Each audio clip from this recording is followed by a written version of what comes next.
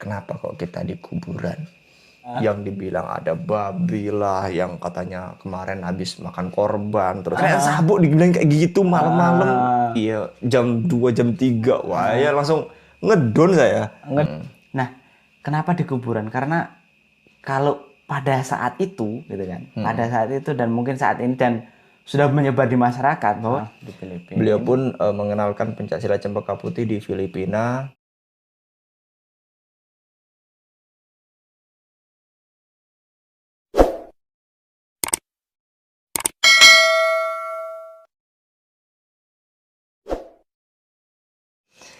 Assalamualaikum warahmatullahi wabarakatuh. Kembali lagi di channel Kang Kuat, channel yang membahas tentang informasi pencaksilat Cempaka Putih dan informasi lainnya. Alhamdulillah Lur, kali ini ngobrolingannya kita ditemani oleh Kang Kuswanto. Beliau ini warga pencaksilat Cempaka Putih dari SK22 Rantau Rasau ya. Di sini kami mau ngobrolin tentang masa-masa ataupun zaman-zaman kami masih siswa.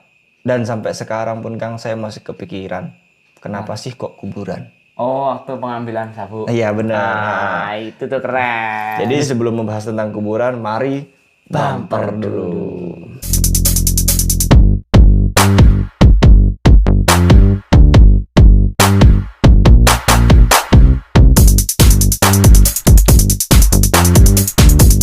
Jadi sebelumnya Lur, mohon maaf sekali mungkin Kang Kuat sambil merokok. Mohon maaf Kang, mungkin sampai nggak ngerokok.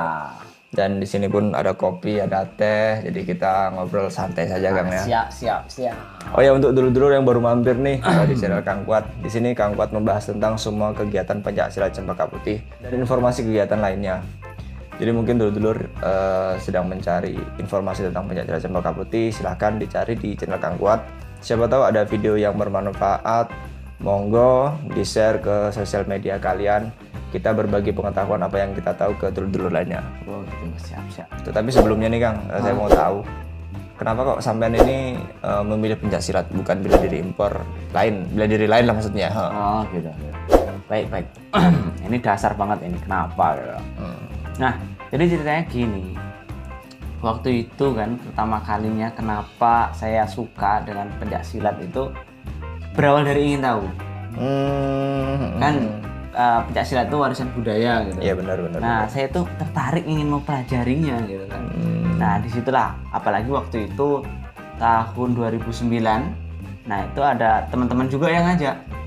Jadi keingintahuan saya terus dibarengi sama teman-teman saya yang ngajak. Wah, cocok tuh ya, langsung. Cocok. Langsung jadikan. Saya coba ikut latihan pencaksilat Cempaka Putih. Nah, itu awal-awalnya. Oh. Jadi awalnya pengen tahu itu kan ya. Pengen tahu karena ini warisan budaya begitu. Oh ya. Untuk dulur-dulur nih ya, mungkin baru kali ini mampir ke channel Kang Kuat. Alhamdulillah Kang Kuswanto ini diberi kesempatan untuk melanjutkan studinya di Central Luzon State University itu di Filipina Kang ya. Di Filipina. Beliau pun mengenalkan pencaksilat Cempaka Putih di Filipina.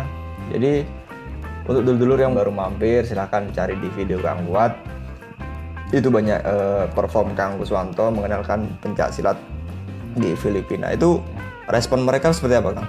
Respon mereka sangat positif sekali ya, apalagi semenjak SEA Games itu pencaksilat masuk gitu kan. Nah, itu mereka sangat tertarik gitu. Mereka sangat tertarik untuk belajar. Nah, untuk mengenal seperti itu, dan apalagi waktu itu saya mencoba menampilkan beberapa gerakan seperti itu dan akhirnya ya mereka suka gitu. Alhamdulillah. Sebelumnya pernah kita bahas nih kan, mungkin untuk dulu yang baru mampir mungkin belum tahu gitu kan. Oh ya, siap. Bela diri yang berasal dari sana itu apa Kang? Di Filipina khususnya. Kalau untuk jenis dan apa saja, itu saya kurang tahu gitu kan. Karena di Filipina juga ada memang apa ya namanya itu budaya mereka gitu yang diciptakan di sana. Untuk ya kita tahu karena mereka juga bekas dijajah juga gitu kan. Jadi kayak olahraga. Tapi yang saya tahu gitu, yang baru saya tahu itu arnis. Oh, jadi, bela diri juga ya? Dia arnis itu ya jenis olahraga gitu, tapi menggunakan tongkat ya 50 cm. 50 sentian gitu ya. Menggunakan tongkat. Oh ya, kita Kang lanjut ke masa-masa kita masih zaman siswa gitu ya. Itu tadi sedikit intermezzo lah ya. Iya, untuk pengenalan Kang Kuswanto ini. Jadi di zaman latihan dulu Kang, Itu masa-masa yang sampean inget sampai sekarang itu apa? Masa-masa yang diingat sampai sekarang gitu ya. Mm-mm. Kalau waktu itu saya pikir-pikir itu masa-masa pahit gitu. Iya. Masa-masa pahit. Tapi kalau sekarang ini mungkin jadi kenangan manis gitu ya. Termanis ya bisa dikatakan. Kenangan manis itu. Jadi gini ceritanya. Nah, waktu itu malam minggu. Malam minggu. Kita kan latihan 3 kali itu dalam seminggu. Jadi waktu itu malam minggu, pas siangnya dan sorenya itu hujan. Sudah gitu kan jalan becek. Ya, Jalan becek gitu kan. belum bisa dikatakan belum aspal semua Iya, ya. belum aspal semua. Di jalan itu masih koral gitu kan. Iya, koral campur tanah-tanah liat gitu ya. Dan akhirnya saya datang di malam itu. Nah, ini. Nah, temen saya jadi malu. Nah, kalau di latihan itu kan kita harus tahu temannya tuh kemana kalau emang nggak Iya, datang, benar. gitu kan. Kalau bisa dihubungi dulu gitu kan. Nah, saya pikir ya karena kita sudah jadwal latihan ya pasti datang gitu kan. Kalau nggak datang mungkin sakit, pasti ada izin atau sebagaimana gitu kan. Tapi waktu itu saya nggak tahu informasinya tentang ketidakberadaan orang gitu kan. Maksudnya nggak hadir gitu kan. Dan ya disitulah Saya merasa sedih. disitulah jadi kenangan manis. Karena kenapa? Jadi yang datang itu nanti bakal dihukum. Karena yang pertama, kenapa temennya nggak datang? Itu pertama. Dan kenapa nggak tahu atau kenapa nggak dapat informasi tentang temen yang nggak datang itu. Nah, benar. di situ kita dapat hukuman. Nah, Paling nggak keadalan muter gitu ya. itu. Sudah hujan gitu kan, sudah kita datang gitu. Dan akhirnya dapat hukuman ya, tapi memang mengajarkan untuk kita tuh tahu karena kita seduluran gitu kan. Itu poin pentingnya tuh di situ. Disitulah dulu itu saya gerutu gitu kan. Dulu saya gerutu, tapi sekarang tuh jadi kenangan manis. Iya. Ada ada manfaatnya di balik apa yang terjadi di masa lalu. Pasti jadi masa manis gitu. Pasti teman-teman semuanya yang ikut latihan seperti itu pasti tahu lah gimana rasanya gitu kan. Oh ya, untuk dulur-dulur nih. Mungkin bisa dulur-dulur ceritakan di kolom komentar. Iya. Kenangan termanis ataupun kenangan yang masih inget dulur-dulur awal mula ikut pencak silat itu, khususnya di mungkin untuk dulur Cempaka Putih, kenangan termanisnya tuh sampai sekarang tuh apa, bisa dituliskan di kolom komentar kita ya. Kalau dulu tuh saya memang saya merasa ya sedikit bersalah sih, soalnya di zaman itu pun kita belum ada HP kan. Iya. Handphone kita belum memegang, soalnya itu kan masih siswa sekolah menengah pertama, SMP, masih pakai sepeda kita ya. Iya. Sebelumnya kita kan ada 5 orang ya untuk latihan kita. 5 orang. Itu saya, terus adik saya Tanto Purnomo itu di SK 23 juga, itu satu latihan. Terus Budi itu satu latihan juga sama saya. Terus Kang Kuswanto itu di SK 22. Terus Kang Hamzah ini di SK 3 ya. Di SK 3. Jadi mungkin bisa dikatakan Kang Kuswanto ini yang bisa dikatakan pertengahan dan satu orang dalam satu SK. Kami bertiga nih kalau musim penghujan dulur di sana kan bisa dikatakan gambut Kang ya. Daerah gambut, jadi becek, kan? Gak ada lampu, ojek, gak ada lampu, terus ya itulah, lebih sering kami kalau bertiga itu nggak masuk. Kang Kuswanto jadi sasaran sama Kang Hamzah. Mantap. Ya sebelumnya mohon maaf sekali kan. Iya. Ya saya pun kadang merasa nggak enak juga sih pagi-paginya, terus wah beliau cerita banyak gini. Wah ya gimana lagi kan. Soalnya pada zaman itu pun kita nggak megang HP, terus motor pun kami belum ada, seperti itu. Oke nih Kang, lanjut Kang. Siap. Dan ini bisa dikatakan pertanyaan yang saya rasakan. Mungkin bisa dikatakan sampean itu merasakan atau enggak, saya kan kurang paham juga kan seperti itu. Ada enggak merasa bahwasanya sampean kepingin berhenti di waktu latihan? Waktu masih siswa dulu, ada nggak seperti itu? Berhenti itu dulu, sebenarnya entah itu kepikiran untuk berhenti atau bagaimana, itu saya nggak tahu. Tapi ceritanya gini, itu kan saya awal masuk kan, itu di awal-awal latihan itu, awal-awal masuk di 3 bulan pertama itu kan saya berempat dulu tuh. Dan dari berempat itu saya salah satunya. Dan udah latihan berapa kali gitu kan, karena seminggu 3 kali gitu kan. Nah teman-teman yang 3 tuh nggak ikut lagi gitu kan, karena ya kita nggak tahu kan alasannya kenapa gitu kan, karena mungkin ada kepentingan lain. Nah itu yang membuat saya merasa gimana gitu kan, tertinggal gitu kan, bahwa prinsip saya kalau saya sudah masuk saya nggak bakal lagi keluar gitu kan, dan saya akan terus gitu kan. Oke, akhirnya saya mencari teman.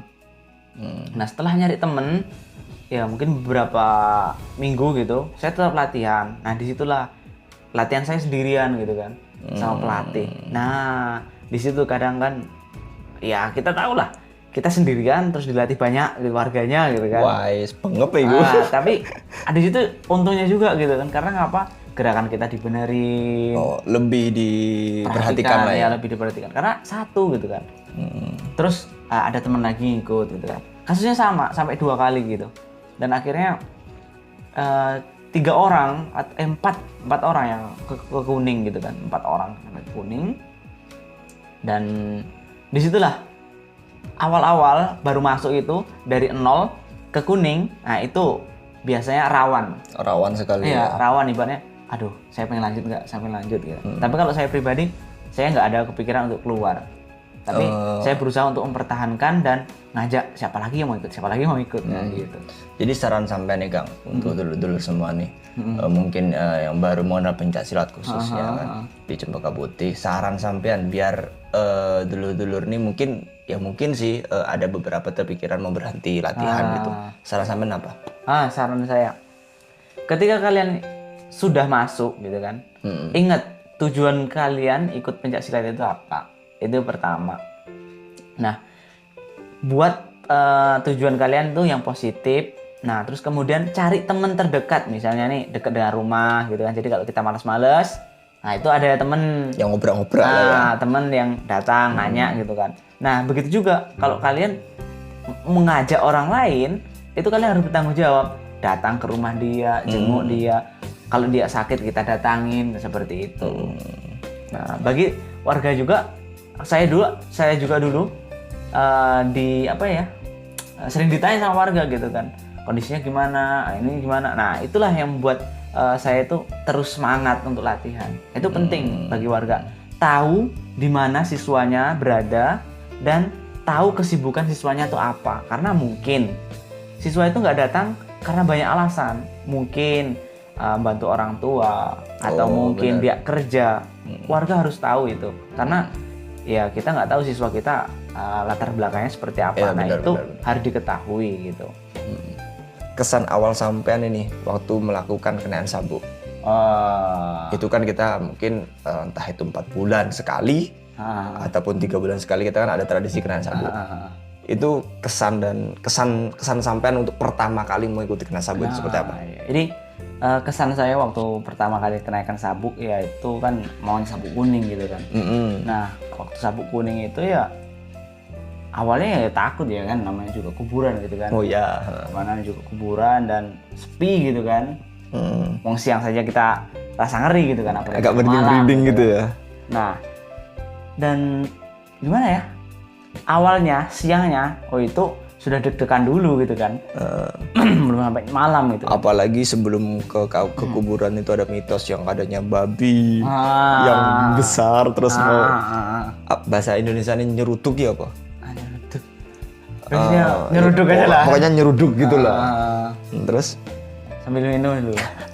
Ya Lur, dulu tuh sebelum kami kenaikan sabuk tuh Lur, itu warganya pun agak jahil juga. Saya masih ingat banget tuh. Hati-hati bro. Dan sebelumnya kan di sana kami nggak ada manggil dek gitu kan. Kadang-kadang untuk warga yang masih muda daripada saya kan biasanya manggilnya bro. Hati-hati bro. Hati-hati bahasa Jawa lah.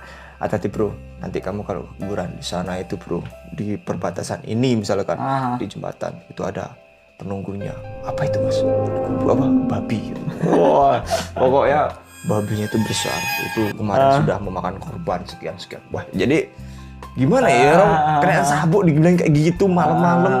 Iya, jam 2 jam 3. Wah, ya langsung ngedon saya. Ngedon. Nah, terus lanjut tadi ceritanya kayak mana? Kang? Iya. Kesannya. Jadi gini kesannya tuh kalau awalnya kita memang ngerasa takut. Bener. Ketika kita belum melakukan, itu kita merasa takut. Apalagi ya kan biasanya berangkatnya jam 12, Ya. 1. Nah, jam-jam segitu tuh yang ngerasa takut. Menunggu giliran keberangkatan itu luar biasa deg-degannya gitu kan. Jadi tapi setelah di perjalanan dan setelah nyampe kuburan, saya merasakan perbedaan gitu. Saya lebih tenang ketika udah nyampe kuburan ketimbang di perjalanan. Oh. Iya. Karena itu kenapa tuh, Kang? karena pengalaman juga sih. Kalau waktu ngambil apa ya, kuning kalau nggak kuning itu ya dengar suara-suara gitu. Ya biasa lah kan. Suara-suara gitu. Itu yang ngerinya kan. Tapi setelah nyampe di kuburan ya biasa aja gitu. Malah saya tenang gitu nyari sabuknya gitu kan di kuburan. Ya ditakutin seperti ini seperti itu. Apalagi saya masih ingat itu, Kang. Sebelum kita berangkat itu ada ular. Oh iya. Masih ingat nggak? Ingat.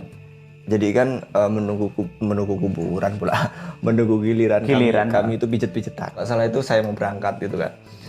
Terus ada ular. Kalau kita bilangnya ular weling ya. Segini, ya sejari gini lah.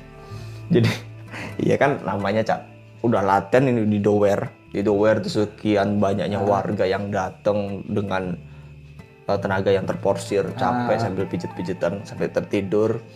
Terus ada ular kok dingin-dingin di kaki itu kan. Terus wah langsung itulah terus menjerit. Wah langsung iya. Zaman itu siswa kan. Waktu itu pes saya langsung dikasih tahu sama warga itu. Hati-hati bro. Iku pertanda elek. Waduh lah. Di situlah langsung saya ngedon, bener-bener ngedon.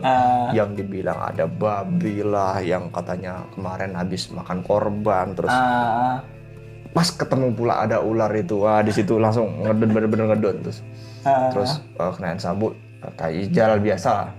Jadi ada itu dari SK5 sampai ke jembatan pertama.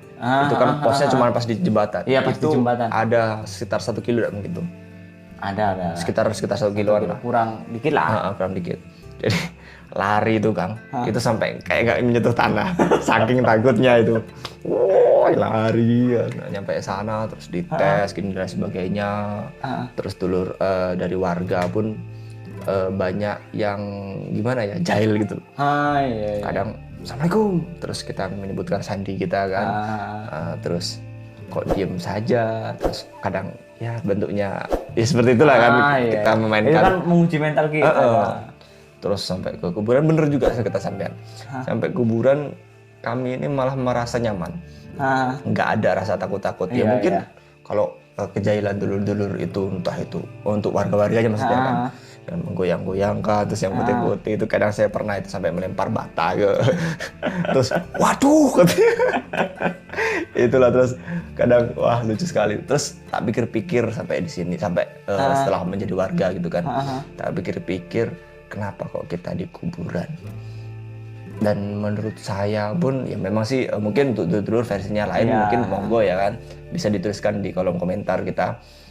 Kalau menurut saya sih kalau menurut saya sih kenapa kok harus di kuburan, kenapa enggak tempat lain, kenapa kok harus pagi siang yang lebih jelas gitu kan. Soalnya kan resikonya bisa dikatakan lebih kecil kan seperti itu. Kalau malam memang benar mungkin ada babi, maksudnya hewan gitu kan. Ada hewan lain yang bisa dikatakan membahayakan kita. Kenapa kok harus malam terus ngambilnya di kuburan? Saya pikirnya seperti ini Kang. Karena untuk menyandang sebuah gelar pendekar itu nggak mudah. Iya. Itu semua kita tempa dengan keberanian. Di waktu itu bisa dikatakan saya orangnya paling penakut beneran. Kalau saya mau bisa dikatakan ke kamar mandi, itu kan agak jauh tuh dari rumah tuh kan. Itu mungkin ada sekitar 100 meter. Itu nggak berani Kang. Ya minta kawannya sama orang tua kan seperti itu kan. Tapi alhamdulillah setelah mengikuti kenaan sabuk terus di kuburan, terus saya berpikirnya oh ternyata salah satu cara pelatih kita dulu membentuk kita menjadi seorang yang pemberani. Mental kita diasah. Jangan takut dengan bayang-bayang ataupun cerita-cerita orang. Sebelumnya kan kita belum tahu nih. Belum tahu apa yang terjadi. Ya mungkin banyak cerita, banyak persepsi, banyak apalah itu tentang semua itu. Terus kalau kita nggak melangkah dengan didasari keberanian, ya gimana? Kan seperti itu kan? Iya benar. Kalau menurut sampean gimana, Kang? Oke. Kalau menurut saya kenapa di kuburan gitu kan? Kalau ini persepsi saya pribadi. Nah, kenapa di kuburan? Karena kalau pada saat itu gitu kan, pada saat itu dan mungkin saat ini dan sudah menyebar di masyarakat bahwa yang paling menyeramkan itu kuburan. Itu yang menyeramkan kuburan. Makanya mungkin para pelatih dan sesepuh itu menguji kita untuk di kuburan gitu kan, supaya kita tuh nggak takut lagi, nggak ada yang perlu kita takutkan lagi kecuali sama kuasa. Mungkin itulah. Oh ya, ini Kang, terakhir nih Kang, saran sampean untuk para pelatih muda apa nih Kang? Kalau menurut saya pribadi, waktu itu setelah selesai menjadi siswa dan masuk ke Purwa, nah saya masih tetap latihan. Karena kenapa? Karena saya ingin mengulang-ulang kembali dan membuat terbiasa dengan apa yang sudah dilakukan di waktu dulu gitu kan. Nah terus tetap ke lapangan terus setiap waktu dan mengajar. Ya, mengajar apa yang pernah kita pelajari kepada adik-adik tingkat kita gitu kan. Itu sangat penting sekali. Yang pertama untuk mengingat gerakan, yang kedua menyambung silaturahmi. Oh ya, itu perlu banget Lur. Gitu. Oh ya nih untuk dulur-dulur yang baru, warga Purwa yang baru memasuki Pencaksilat Cempaka Putih, bisa dikatakan warga baru Kang ya, ataupun warga yang sudah lama, monggo kita sareng-sareng ke lapangan dan mengajarkan apa yang kita tahu tentang Pencaksilat Cempaka Putih ke siswa kita. Mungkin untuk saat ini kita belum bisa mengajar seperti biasa di lapangan karena ada virus corona ini. Ya kita berdoa sama-sama semoga virus corona ini cepat hilang di Indonesia, di dunia ini. Jadi kita bisa fokus lagi mengembangkan Pencaksilat Cempaka Putih dimanapun berada. Mari kita teruskan perjuangan yang Wagiman beserta para sesepuh lain yang mengembangkan Pencaksilat Cempaka Putih sampai besar sampai saat ini. Dan yuk mari dimanapun kita berada kita kembangkan Pencaksilat Cempaka Putih dan kita kenalkan ke masyarakat umum. Oke Lur, sampai di sini saja ngobrolingannya dengan Kang Kuswanto. Ya. Dan mohon doanya bahwasanya beliau ini pun akan melanjutkan studinya S3 Kang ya. Ya mohon doanya saja dimanapun nanti S3-nya. Ada beberapa negara yang ingin dituju, ya kita privasi dulu lah ya. Iya.